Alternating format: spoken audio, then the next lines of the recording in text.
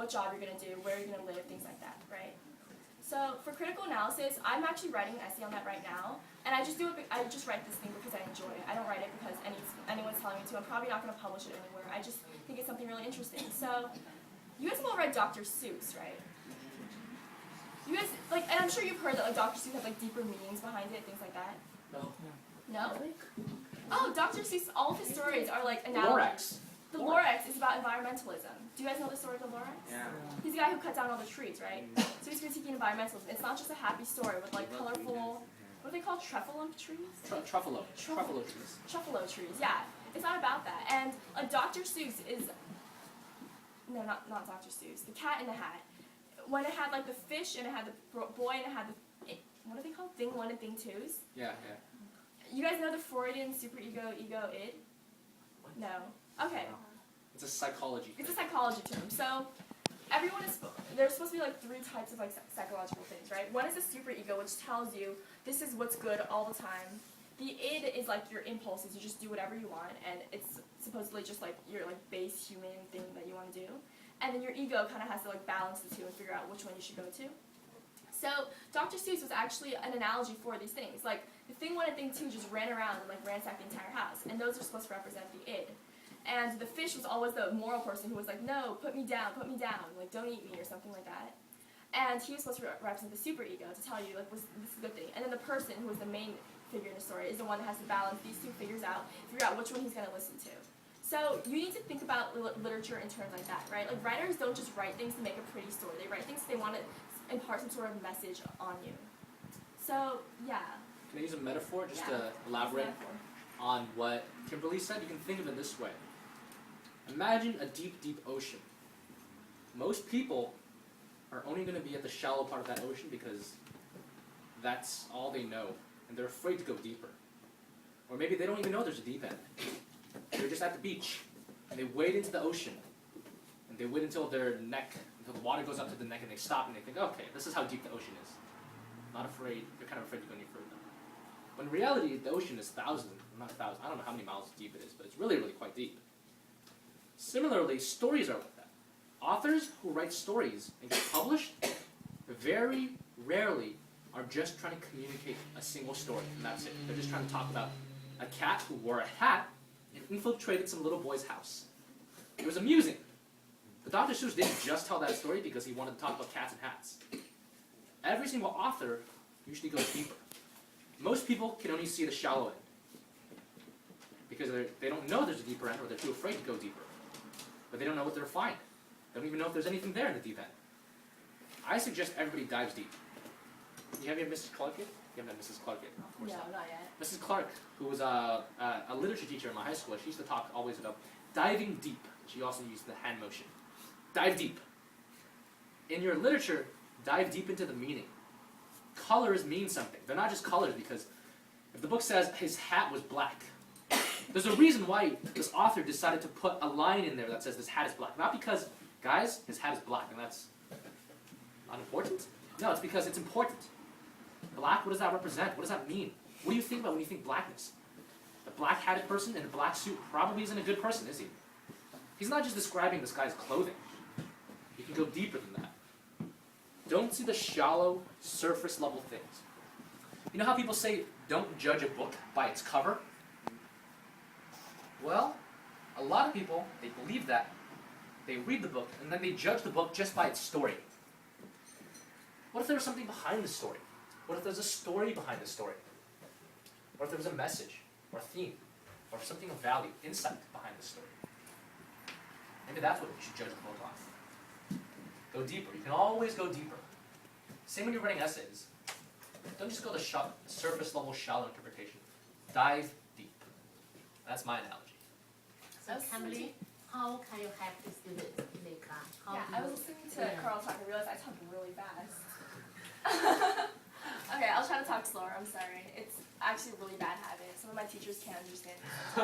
What's the third type you just mentioned? The first one was the superego, ego, id, right? Superego is the one that tells you what's the moral thing all the time. That was the fish in Dr. Seuss's Cat in the Hat. The ego was the little boy who has to balance the two and has to sometimes take the superego's opinion, sometimes takes the id's opinion. just kind of balances. It's the middle ground.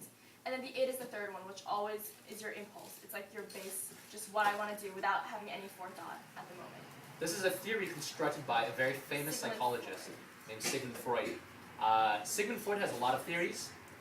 Most of them by the turn of the 20th century. By the 1980s, people realized he was wrong about a lot of them. But he was still very influential because he came up with a lot of new thoughts that nobody had ever had before, like this idea of the subconscious. He was the one who came up with the idea that there's something called the subconscious. And people before then just thought, oh, whatever I think, it's up here, it's just what I'm thinking. Never realizing that there might be something behind that. That was really influential. And he came up with this idea of this id, superego, ego. And that's told through stories, and a lot of stories. You see that. Don't just see the cat in the hat, and the thing too, and the boy. What do they mean? Well, why is he telling the story? Ask questions instead of accepting facts.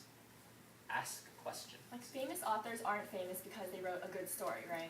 Almost all the time when you know famous authors, it's because they have like a message behind the story. Otherwise, because there's a lot of good stories out there, right? A lot of people write books, and there's a lot of books in the world. If you go to the library, you can see what I'm talking about. But some of them become more famous than others. Like maybe, like Twilight was a weird exception. I don't really know what happened to that one. But most of the books, they become famous for a reason. Like all the classics, like Frankenstein or Dracula, they have messages behind them. They're not the Disney-fied versions if you actually read the real books, which you should, by the way, because they're really good. But those books have a message, and all the classics are supposed to like impart something upon you that you have to look to later on in life. Like, just for an example, the essay I was writing about was about Horton Hears a Who. Do you guys know that story? Who doesn't know Horton Hears a Who?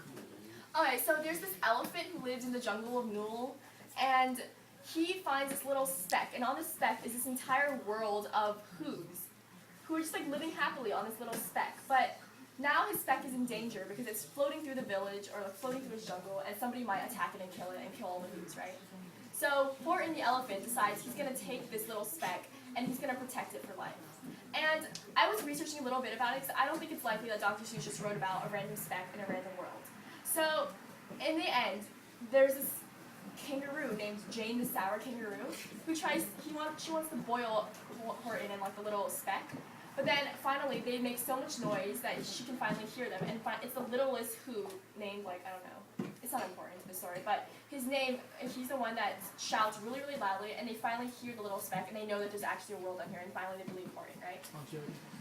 What? That was the guy's name, sorry. Jojo, the boy. Oh yeah, Jojo. Sorry, Yeah. The little who was named Jojo. So the story isn't just about a little village being saved, right? And when I read through the story and I read it again and again, I realized that it was because it imparts a message that like sometimes the smallest voice can make the biggest difference, right? It's not just about Jojo, who happens to be the smallest who happens to make the biggest noise, that happened to save the entire village. Like, stories don't work out like that. It's about telling you that, like, everyone has a voice, like, everyone can be heard, no matter how small you are, no matter, like, what background you come from, no matter how much other people don't believe you.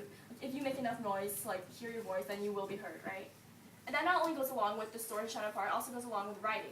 Like, even if nobody thinks that you're a good writer and nobody wants to read your writing, if you write something worthwhile reading, people will read it, right? So then I went deeper into the story. I think that's the extent that lots of people may go to for Horton Hears a Who. But then I read deeper, and I read it was published in 1954, right after World War II, right?